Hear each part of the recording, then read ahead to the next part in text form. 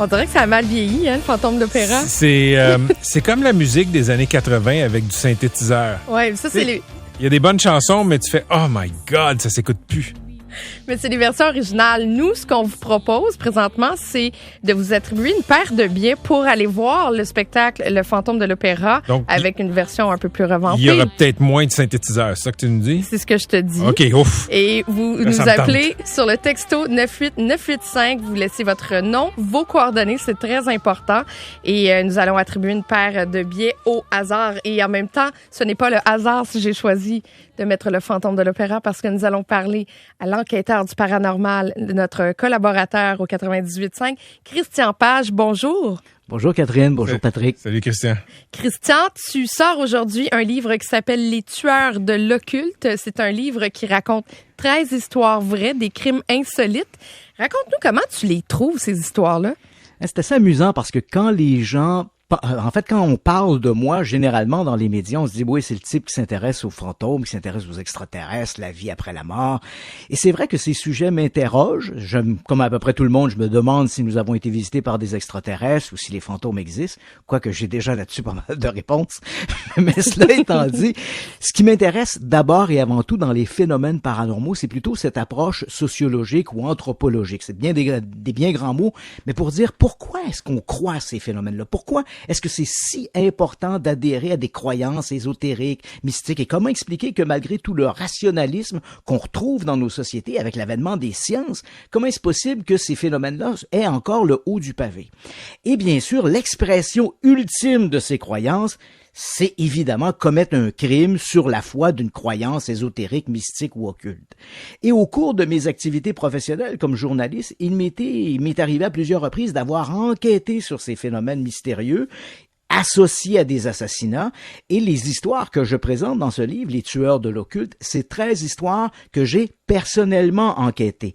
Donc, au cours du temps, j'ai été amené à rencontrer des procureurs, des juges, des avocats, des policiers qui ont été impliqués dans des investigations où les assassins avaient commis l'irréparable, mais sur la foi de préoccupations occultes, mystiques ou ésotériques. Et c'est un peu le contenu de ça que je présente dans Les tueurs de l'occulte. Christian, ton livre, il est dédié aux victimes de l'occulte. Oui. Est-ce que parfois, ça devient un peu difficile ou lourd d'écrire ce type d'histoire-là?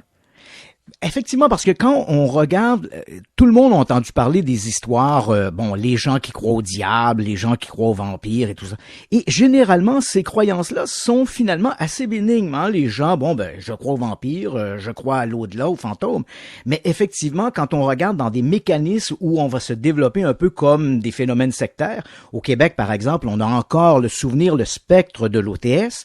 Au cours de l'été, on a abondamment parlé des crimes de Charles Manson. Là, encore une fois, ce sont des croyances mystiques, ésotériques, poussées complètement à l'extrême et qui entraînent ultimement des victimes. Croire aux fantômes, croire aux extraterrestres, généralement, ça ne fait pas de victimes, sauf si cette croyance nous amène à s'engager dans un transit vers Sirius, comme ce fut le cas avec l'OTS, ou encore à cette guerre raciale imaginée par Manson et qui soulèverait éventuellement les populations afro-américaines pour assassiner les populations blanches.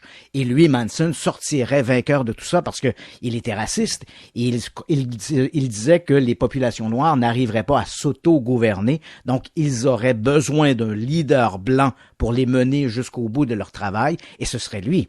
Donc, on voit que ultimement, ce qui semble souvent très marginal, éclectique un peu, parce que ces croyances-là, elles vont dans tous les sens, en sorcellerie, satanisme, vampirisme, mais ultimement, lorsqu'elles sont poussées à l'extrême, il y a des victimes. Effectivement, et j'ai l'impression que les gens maintenant doivent t'appeler pour raconter des histoires qui leur appartiennent. Tu es devenu vraiment un phénomène ici au 98.5. Tu es très, très populaire. Je me demandais jusqu'à quel point les gens s'investissaient ou essayaient de te contacter pour raconter leurs propres histoires. Tu sais, si on regarde dans des chiffres, dans les grands pays industriels, les grands pays occidentaux, on a à peu près 50% des gens qui disent croire aux phénomènes paranormaux. Encore là, on n'a pas à se prononcer, est-ce que ces gens-là ont raison ou non d'y croire, mais c'est quand même 50% des gens qui disent croire à ces phénomènes. En fait, c'est le deuxième phénomène qui fait appel aux croyances le plus important après les grandes religions. Donc, on croit aux phénomènes paranormaux, c'est une personne sur deux. Ce qui peut surprendre, c'est que 30% de la population justifie sa croyance dans des phénomènes paranormaux par des expériences personnelles, qu'ils croient à tort ou à raison, je suis bien d'accord, mais qu'ils croient à tort ou à raison comme étant de nature paranormale.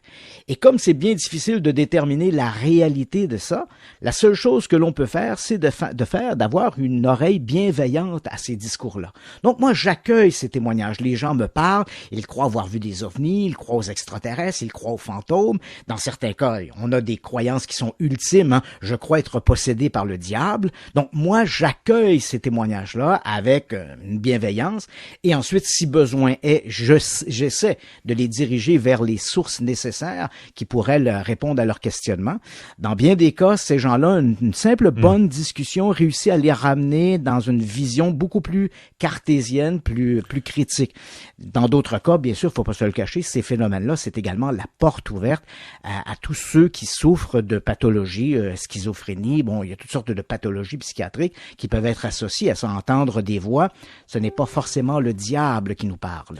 Ben merci, Christian Page. Oui, merci beaucoup. Ça fait peur, mais... Je sais que tu vas donner une conférence le 5 octobre prochain sur justement la thématique de ton livre. Absolument. Oui. Et les gens peuvent avoir toute l'information en tapant simplement le www.christianpage.ca. C'est mon site web et là-dessus, on trouve toutes les informations. Ben merci beaucoup, Christian. Ça m'a fait plaisir. Bonne fin de journée à vous deux. Alors, nous, on se laisse parce qu'il reste encore, oui, surprise, un autre concours parce qu'on vous offre